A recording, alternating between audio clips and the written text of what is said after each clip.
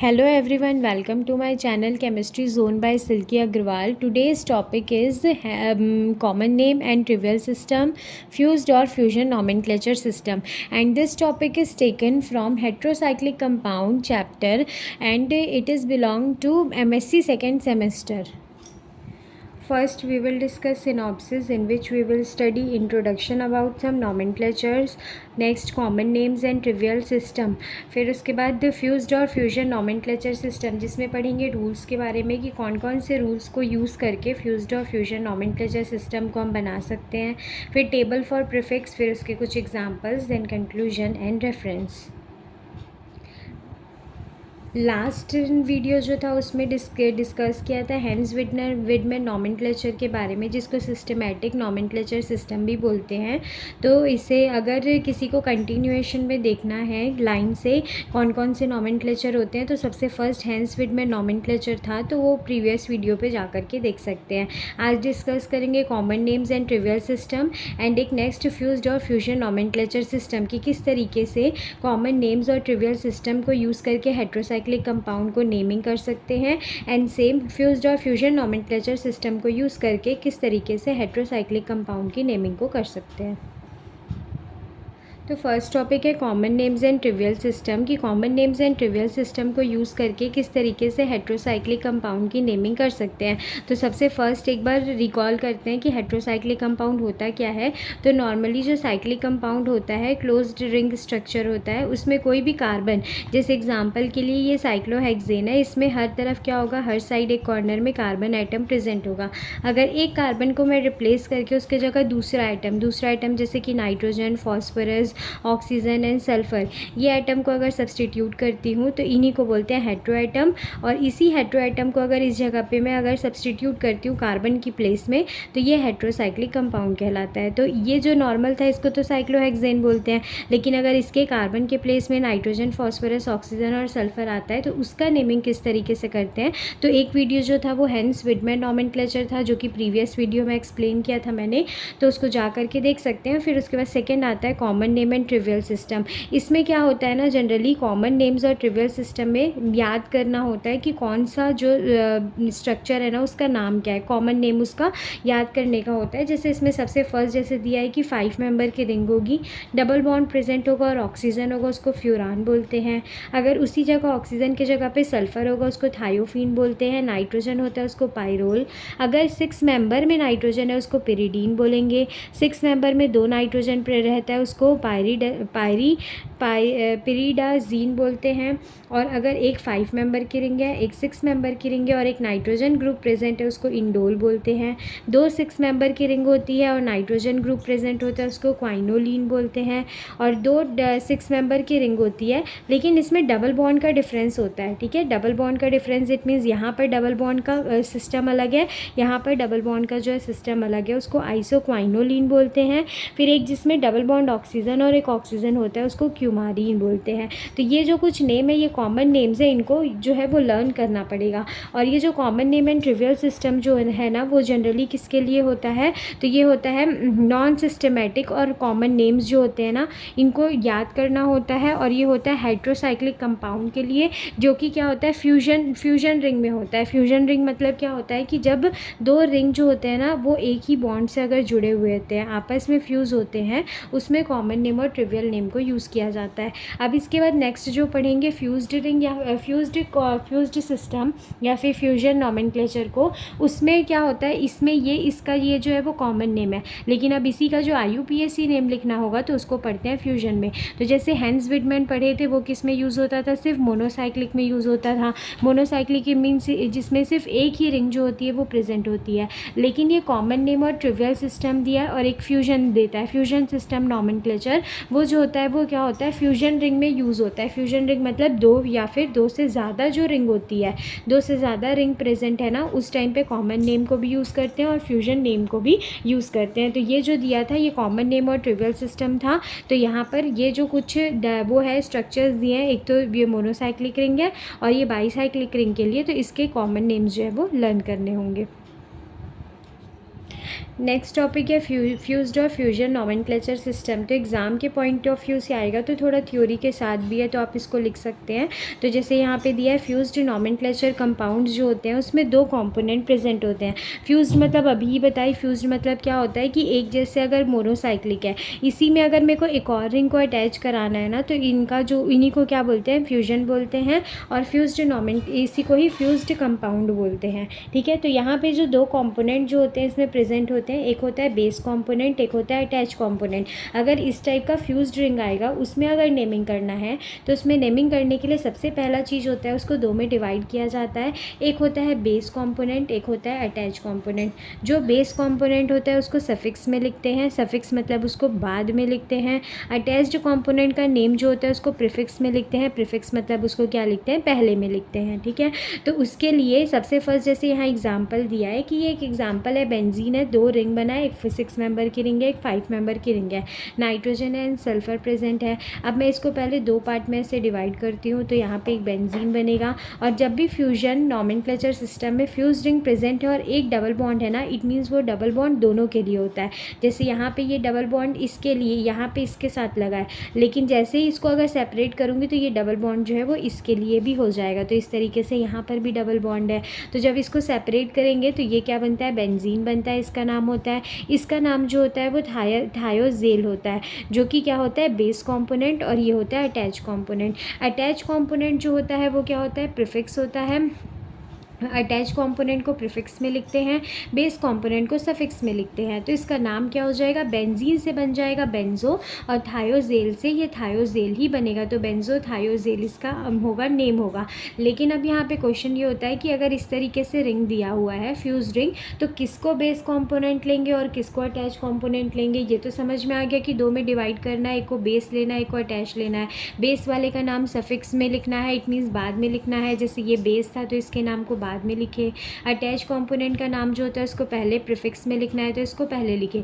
लेकिन कौन सी ऐसी कंडीशन होगी कि जिसमें कौन सा बेस लेंगे और कौन सा अटैच कंपोनेंट, तो उसके लिए कुछ रूल्स होते हैं कि कौन से कंपोनेंट को बेस कंपोनेंट लेना है, कौन से कंपोनेंट को अटैच कंपोनेंट लेना है। जिसमें सबसे फर्स्ट रूल जो होता है वो क्या होता है कि नाइट्रोजन कंटेनिंग कंपाउंड जो होता है वो बेस कंपाउंड होता है। हमेशा जो अभी जितने भी रूल्स पढ़ेंगे वो बेस कंपोनेंट के अकॉर्डिंग के रिस्पेक्टिव में पढ़ेंगे। तो जो बचेगा रिंग दूसरा वो हमेशा क्या होगा, अटैच कंपोनेंट होगा। तो सबसे फर्स्ट जैसे कोई भी दो रिंग हमको गिवन है, दो रिंग में किसको बेस लेना है और किसको अटैच लेना है, तो सबसे फर्स्ट काम होगा दोनों रिंग में क्या देखते हैं, यहाँ पे जो भी हेटेरोएटम प्रेजेंट होता है, हेटेरोएटम में जो नाइट्रोजन कंटेनिंग होता है ना, हमेशा उसको प्रेफरेंस देते हैं और उसको क्या लेते हैं, बेस कंपाउंड। तो ये अगर बेस कंपोनेंट होगा तो ये क्या कहलाएगा, अटैच कंपोनेंट। फिर उसके बाद सेकेंड यहाँ पे आता है सेकेंड पॉइंट कि कार्बोसाइक्लिक हेटेरोसाइक्लिक कंपाउंड जो है वो प्रेजेंट है। कार्बोसाइक्लिक मतलब क्या होगा कि सिर्फ कार्बन से बना हुआ, और एक क्या होगा, ऑक्सीजन। मतलब सबसे फर्स्ट पॉइंट क्या बताइए कि कोई कितनी भी रिंग रहेगी उसमें नाइट्रोजन है तो बेस कंपोनेंट उसी को लेना है। लेकिन अगर नाइट्रोजन नहीं है तब वहाँ पे क्या करना है, तो जो अदर हेटेरोएटम प्रेजेंट होगा उसको लेना है बेस कंपोनेंट, और जो सिर्फ कार्बन से बना होगा वो हो जाएगा अटैच कंपोनेंट। इसमें थर्ड पॉइंट दिया है, अगर दोनों रिंग जो होते हैं उसमें हेटेरोएटम प्रेजेंट होते हैं नाइट्रोजन को छोड़ करके, तब उसमें किसको लेना है, बेस कंपोनेंट। तब वहाँ पे क्या देगा, जैसे अगर सबसे फर्स्ट पॉइंट क्या था कि अगर नाइट्रोजन प्रेजेंट है तो उसको प्रायोरिटी देंगे। सेकेंड जो था वो नाइट्रोजन नहीं है तो उसके अलावा जो हेटेरोएटम है उसको प्रायोरिटी देते हैं। फिर थर्ड रूल जो आता है इसमें क्या होता है कि अगर दोनों जो है रिंग जो है वो सेम मेंबर की रिंग प्रेजेंट है लेकिन नाइट्रोजन नहीं है और दोनों अलग अलग हेटेरोएटम है, तब यहाँ पे प्रायोरिटी से क्या करते हैं, बेस कंपोनेंट को सिलेक्ट करते हैं। जैसे वहाँ हेंस विडमैन नॉमेनक्लेचर में प्रायोरिटी का मैं ऑर्डर लिखवाई थी, तो वहाँ पर जाकर देख सकते हैं कि प्रायोरिटी जो होता है ऑक्सीजन का ज़्यादा होता है, देन सल्फर का होता है। तब यहाँ पे बेस कंपोनेंट जो है वो ऑक्सीजन वाली रिंग को लेंगे, अटैच कंपोनेंट जो है वो सल्फर वाली रिंग को लेते हैं। फिर नेक्स्ट आता है कि compound which greater number of ring. अगर यहाँ पे क्या होगा, पूरा हेटेरोएटम जो होगा वो सेम टाइप का प्रेजेंट है, तब क्या करते हैं, उसको डिवाइड करेंगे। तो डिवाइड करने के बाद जिस कंपाउंड में greater number of ring present होता है उसको बेस कंपोनेंट लेते हैं और जो दूसरा बचता है उसको क्या लेते हैं, अटैच कंपोनेंट। तो इस तरीके से अगर मैं ब्रेक करूँगी तो यहाँ वाली जो होगी वो 6, 7, 8, 9, 10 मेंबर की रिंग होगी, यहाँ पर 6 मेंबर की रिंग होगी। तो ये वाला जो होगा वो बेस कंपोनेंट होगा एंड ये जो होगा वो अटैच कंपोनेंट होता है। फिर उसके बाद नेक्स्ट आता है, अगर हेट्रोसाइक्लिक फ्यूज्ड हेट्रोसाइक्लिक रिंग है, उसमें सेम हेट्रोएटम प्रेजेंट है, तब वहाँ पे क्या करना है, तो सेम हेट्रोएटम प्रेजेंट होगा, लेकिन यहाँ पे क्या देखेंगे अब, रिंग साइज, एक है 5 मेंबर की रिंग, एक है 6 मेंबर की रिंग, हेट्रोएटम दोनों सेम है। अगर हेट्रोएटम डिफरेंट रहता तो प्रायोरिटी के अकॉर्डिंग ले लेते, लेकिन अगर हेट्रोएटम सेम है तो वहाँ रिंग के साइज़ को लेंगे, तो जिसका रिंग का साइज़ जो है वो बड़ा होगा वही क्या होता है, बेस कंपोनेंट। तो जो बचा है छोटे रिंग के साइज़ वाला वो हो जाता है अटैच कंपोनेंट। फिर उसके बाद नेक्स्ट आता है हेट्रोसाइक्लिक कंपाउंड, जिसमें इक्वल रिंग जो होता है वो प्रेजेंट होता है और डिफरेंट हेट्रोएटम जो होते हैं वो प्रेजेंट होते हैं। इट मीन्स यहाँ पे अगर क्या था कि सेम हेट्रोएटम था, रिंग के साइज़ को देखें, यहाँ पे अगर रिंग का साइज़ सेम होगा और एक रिंग में 2 हेट्रोएटम है, एक रिंग में एक ही हेट्रोएटम, तो प्रायोरिटी जो होता है वो उसको देते हैं, प्रेफरेंस देते हैं जिसमें 2 हेट्रोएटम, जिसमें एक से ज़्यादा हेट्रोएटम प्रेजेंट होता है, वही क्या होता है, बेस कंपोनेंट होता है। फिर उसके बाद नेक्स्ट यहाँ पे 7th पॉइंट दिया हुआ है, जिसमें कि अगर बेस रिंग का साइज़ भी सेम है, नंबर ऑफ़ हेट्रोएटम भी सेम है, उस केस में क्या करते हैं, वैरायटी देखते हैं। जैसे यहाँ पर इसमें 1 था, इसमें 2 था, तो इसको बेस कंपोनेंट लिए, यहाँ पर इसमें भी 2 है, इसमें भी 2 है, तब इस केस में जिसमें वैरायटी है, इसमें दोनों में नाइट्रोजन है, इसमें इसमें नाइट्रोजन है, एक ऑक्सीजन, तो इसको क्या लेंगे, बेस कंपोनेंट लेते हैं। फिर उसके बाद नेक्स्ट आता है रिंग जिसमें कि same variety of heteroatom present होते हैं, तब बेस कंपोनेंट किसको लेते हैं, तो उसको प्रायोरिटी के अकॉर्डिंग लेते हैं। जैसे कि सबसे फर्स्ट में क्या पढ़े थे, जिसमें नाइट्रोजन होगा उसी को बेस कंपोनेंट लेंगे, लेकिन यहाँ तो दोनों में नाइट्रोजन है। फिर अगर वहाँ पे देख लेते हैं, अगर ठीक है अगर नाइट्रोजन है तो रिंग का साइज़ देख लेंगे, रिंग का साइज़ भी यहाँ पे सेम है।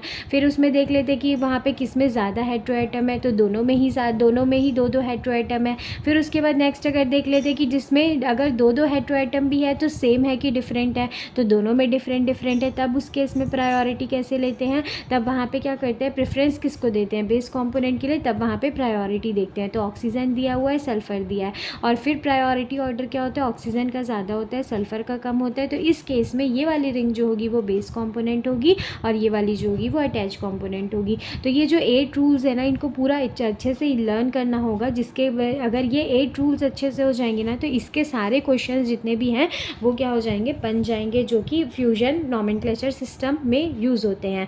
फिर रूल्स दिया है नेमिंग का, तो सबसे पहले क्या है इसका रिप्रेजेंटेशन, तो जो अटैच्ड कंपाउंड है वो प्रीफिक्स में आता है। अटैच्ड कंपाउंड जैसे ये अटैच था, ये बेस था, तो इसका नाम जो होगा वो प्रीफिक्स में आएगा। फिर नंबर जो कि मैं आगे एक्सप्लेन करूँगी नंबर क्या होता है। फिर उसके बाद नेक्स्ट आता है बेस कॉम्पोनेंट, जो कि सफिक्स में आता है।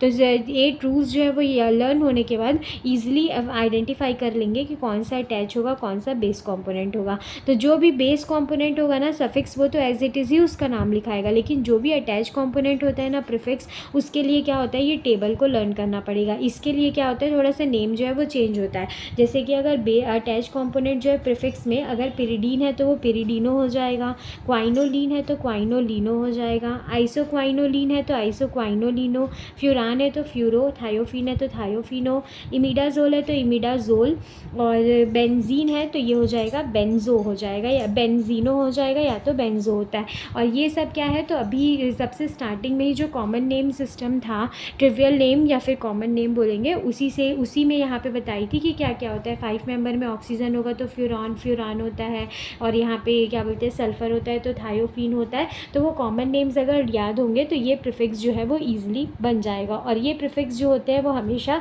इस फॉर्म में ना लिख करके इस फॉर्म में लिखते हैं। फिर उसका नंबर जो कि बताऊँगी क्या होता है। फिर उसके बाद बेस कॉम्पोनेंट सफिक्स जो आएगा उसको एज इट इज़ लिखते हैं। तो सबसे फर्स्ट इसमें क्या होता है, जब भी फ्यूजन या फिर फ्यूज्ड नॉमेनक्लेचर से अगर नेमिंग करते हैं तो सबसे फर्स्ट होता है कि आइडेंटिफाई करना कि कौन सा बेस कंपोनेंट है, कौन सा अटैच कंपोनेंट है। तो ये 8 रूल्स जो दिए हैं इससे हम आइडेंटिफाई कर लेंगे कौन सा बेस है, कौन सा अटैच कंपोनेंट है।